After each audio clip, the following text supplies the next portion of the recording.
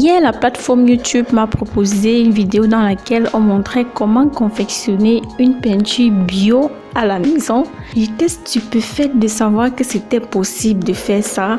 Et par curiosité, j'ai cliqué sur la vidéo pour voir de quoi il s'agissait exactement. Et pendant que je regardais cette vidéo, je me suis dit, pourquoi pas une peinture pour cheveux?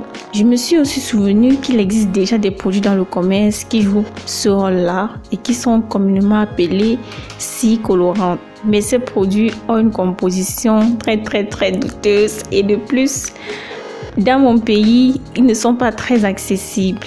Et comme mon obsession actuelle, c'est la coloration, je me suis dit une idée de plus pour changer de couleur de cheveux sans les abîmer.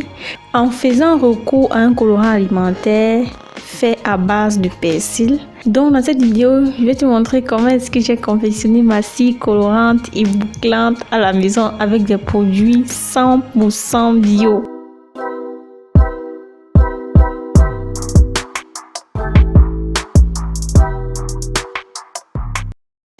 Pour réaliser cette scie colorante, j'ai fait usage de 2 bols et d'une cuillère dans lesquels j'ai mis respectivement de l'eau et de la farine de blé.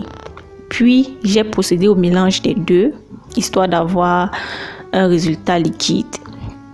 Je te conseille d'utiliser un bocal beaucoup plus grand pour procéder au mélange et d'éviter les grumeaux, parce que moi j'en ai eu. Et pour remédier à cela, j'ai dû utiliser une passoire. Une fois que tu as ton mélange, tu mets de l'eau au feu. Lorsqu'elle commence à bouillir, tu rajoutes ton mélange d'eau et de farine de blé que tu vas remuer jusqu'à ce que tu aies l'impression d'avoir une sorte de bouillie, une bouillie bien épaisse. Et à ce moment-là, tu rajouteras ton colorant, le colorant que tu auras choisi.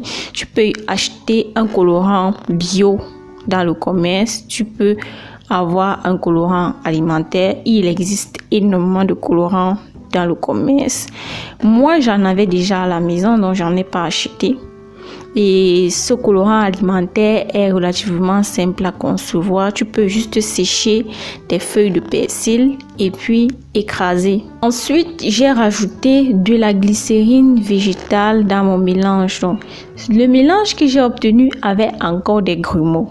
Comme au départ, j'ai dû tamiser avant d'ajouter la glycérine végétale et ensuite quelques gouttes de parfum parce que tu le sais bien, le persil a une forte odeur et on ne veut pas avoir les cheveux qui sentent le persil. Donc pour remédier à ce problème, j'ai dû utiliser un parfum. Si tu n'as pas de parfum et que tu as des huiles essentielles, par exemple l'huile essentielle de girofle ou l'huile essentielle d'arbre de thé, tu peux utiliser une huile essentielle de ton choix pour remédier à l'odeur du persil. Et aussi l'huile essentielle jouera un rôle de conservateur. Donc voilà ma recette de scie colorante, facile, simple et 100% naturelle. Ensuite, on procède à l'application. Pour l'application, il faut sectionner les cheveux, appliquer de l'eau au préalable. Il faut que tes cheveux soient hydratés avant que tu n'appliques ce colorant. Cette scie, tu appliques de l'eau au préalable sur tes cheveux, histoire de les ramollir. Ensuite, tu appliques progressivement ta scie jusqu'à obtenir la coloration souhaitée. Moi, j'ai un petit problème, c'est que ma scie était trop petite. Avec tous les tamisages que j'ai dû faire à la fin, j'avais pas grand chose comme scie et j'ai beaucoup de cheveux. Ce qui fait que je n'ai pas vraiment eu ce que je voulais. Il y avait encore des grains de cheveux qui étaient roux. Mais je me suis rendu compte que ça marche vraiment. J'étais très contente à la fin parce que je n'ai malheureusement pas pu mettre la scie sur toutes mes longueurs, mais j'ai pu avoir un joli dégradé quand même, malgré que c'est pas ce que je voulais au départ. Mais pour avoir la scie sur tous mes cheveux, je me suis dit qu'il fallait que je fasse un dégradé. Donc voilà ce que ça donne. On a du vert pomme, une couleur verte paume. C'est très joli, franchement. Si tu veux une couleur beaucoup plus foncée, je te conseille d'ajouter le colorant, d'avoir un colorant beaucoup plus... de mettre beaucoup plus de coloration dans ta peinture, parce qu'en fait, c'est la recette d'une peinture que j'ai utilisée. J'ai juste pas mis certains ingrédients, par exemple l'huile de lin que j'ai vu dans la recette initiale. J'ai juste adapté une recette de peinture aux cheveux en ajoutant de la glycérine, du parfum, mais à la base, cette recette, la recette de la peinture bio. Dis-toi bien que après avoir vu la première vidéo, j'ai vu plusieurs autres vidéos sur la peinture. J'ai fait des recherches sur Google avant de me lancer. Sinon, j'aurais pas fait ça. J'ai dû bien me rassurer que c'était pas dangereux et tout avant de me lancer. Et c'est une pratique qui est très ancienne et qui est préférée par certaines personnes. Je ne savais même pas que c'était possible de confectionner sa peinture soi-même. Donc voilà ce qu'on obtient. Les cheveux sont en même temps bouclés et colorés. C'est ce qui me plaît, c'est que cette scie est 2 en 1. Elle est exactement comme les scies qui sont vendues dans le commerce. Ces scies qui sont en même temps colorantes et bouclantes. Je suis très satisfaite du résultat.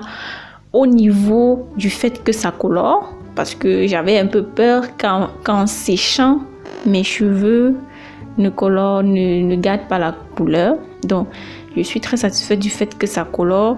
La scie s'est vraiment superposée sur mes cheveux. Cette scie est facile à retirer. Donc, avant même de l'appliquer comme ça sur toute ma tête, j'ai pris la peine de mettre sur quelques portions de mes cheveux et de rincer pour voir si c'était possible. Donc, cette scie est vraiment magnifique. Mes cheveux étaient très jolis. Bien qu'il y ait... que ce se voit très bien que je n'avais pas assez de produits pour recouvrir vraiment mes cheveux comme je voulais.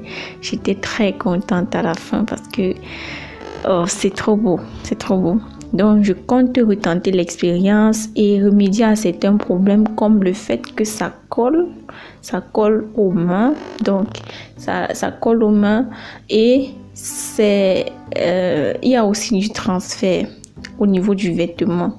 Donc, les 2 problèmes que j'ai rencontrés avec cette scie, c'est que ça colle. Donc, ça laisse les mains sales. Lorsque tu passes tes cheveux dans tes mains ressortent de là très sales. Et de 2, il y a du transfert au niveau du vêtement. Non, tu vas pas faire quelque chose sur ta tête qui te cause, qui te salit tes vêtements. Donc, voilà les 2 problèmes auxquels j'espère trouver des solutions la prochaine fois. Donc, c'est ainsi que prend fin cette vidéo. J'espère qu'elle t'a apporté quelque chose. Si c'est le cas, n'hésite pas de t'abonner, active la cloche de notification pour être alerté chaque fois que je posterai une nouvelle vidéo. Et ma prochaine vidéo risque d'être une vidéo sur la coloration. Donc, si ce genre de sujet t'intéresse, laisse un pouce bleu, abonne-toi. Comme ça, tu pourras voir mes anciennes vidéos sur la coloration et mes prochaines vidéos sur la coloration. Ciao!